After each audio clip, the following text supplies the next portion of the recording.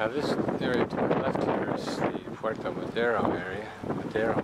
It's supposed to be filled with a lot of shops and so forth. So I need to figure out where that is, but I guess I'll start by walking down this side that I'm on. This looks like it once had access for boats, but I don't think that it does that now. I think the cranes and stuff were just left here because they gave some kind of ambiance. Maybe these brick buildings were warehouses at the time.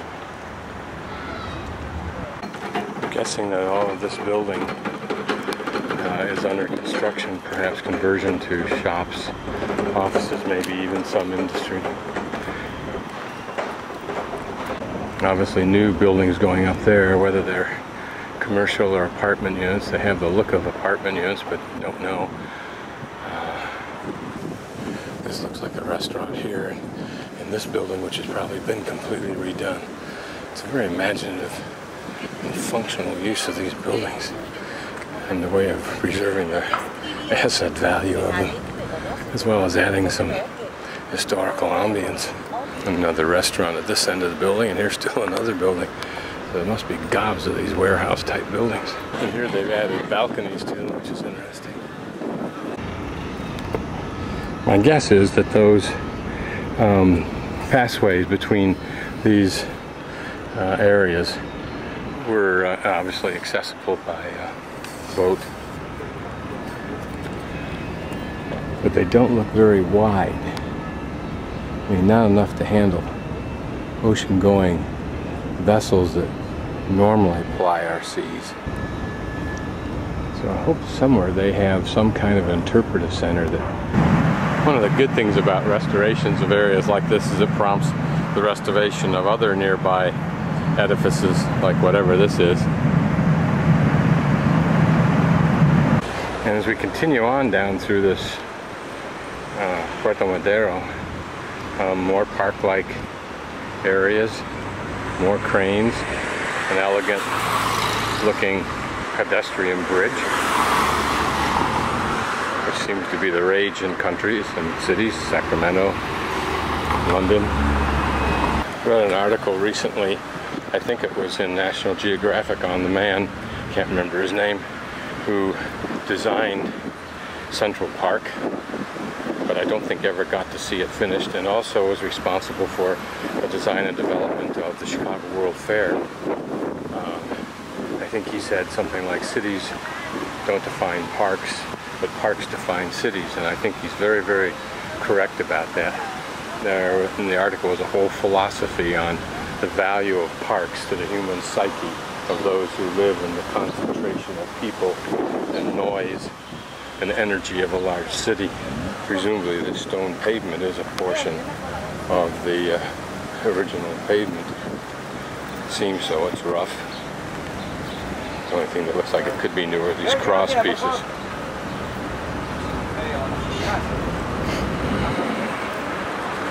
And maybe these are apartments.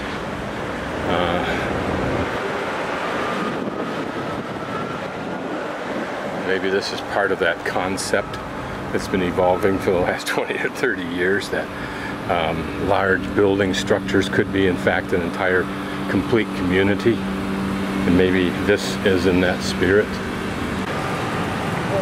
It's like an elegant restaurant.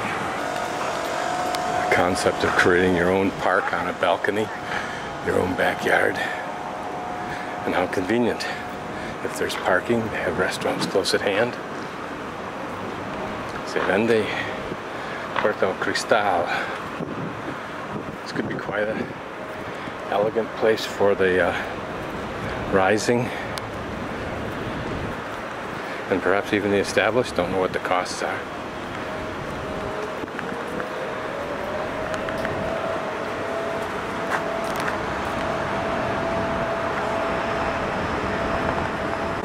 So we're now passing this building, which looks fairly well occupied, but still some units available, as well as some remodeling going on. I don't know if those are for units or businesses that have that glass, but it would certainly be extending the space available to those particular units, it looks like.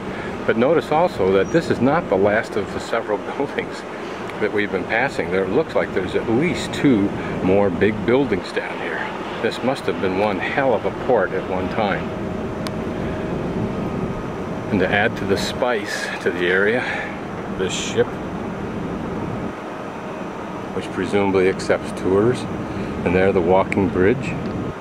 One thing this seems to suggest to me is either the rapid increase in the accumulation of wealth by a lot more people, or the concentration of that wealth in those people from wherever they came from to here. Notice how those balconies are. They look like they are some original kind of a device, perhaps for loading from the ship by crane directly into the upper stories of a building. That's interesting. What a hell of a cute idea that is for a balcony, particularly if the roof is yours and you've got access to that.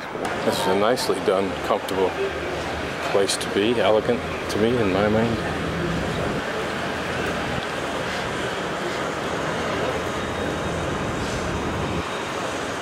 A few of the ancient marine artifacts like this propeller.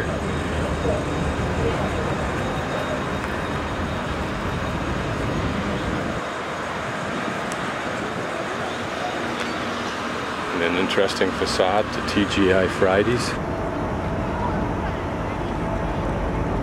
Almost exactly 6 o'clock and the place is filling up with people. Look like they come just to walk around, maybe go to dinner.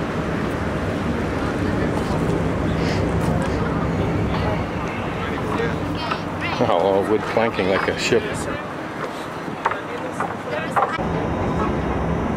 Just a slow, broad sweep. Look at that building with just a shell of it left.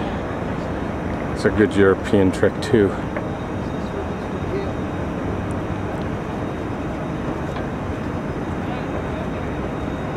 Not just European, I think Mexico and some of its cities did the same thing.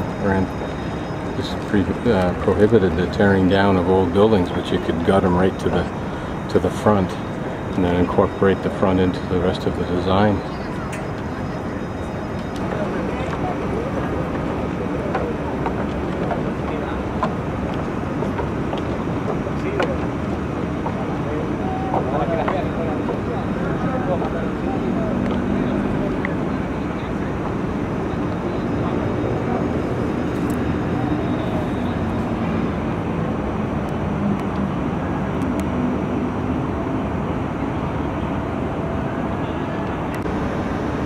Somehow this reminds me of London. Some unique buildings there. But I think the fact that the riverside has become such an important place, more so here than I saw in London actually. There's the area behind the facade of the new building. Is several layers of new buildings and large walkways and courtyards. And shade here, which is interesting. So for this hotel restaurant, contrary to what I thought, this would be a nice place to have dinner, because right now there's a cool breeze and lots of shade, and it'll stay that way. This is the Hilton Hotel, apparently dead center in this office or industrial complex. From here you can see more building construction over there. Construction dead ahead of us. And there's some kind of little marina. All of this opposite some what look like interesting design buildings.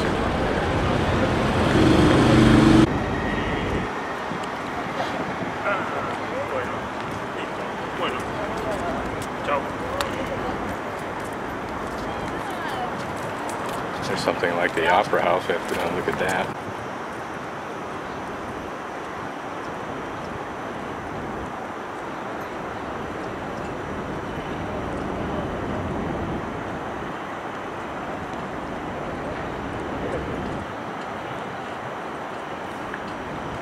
Like some kind of church in the background center there.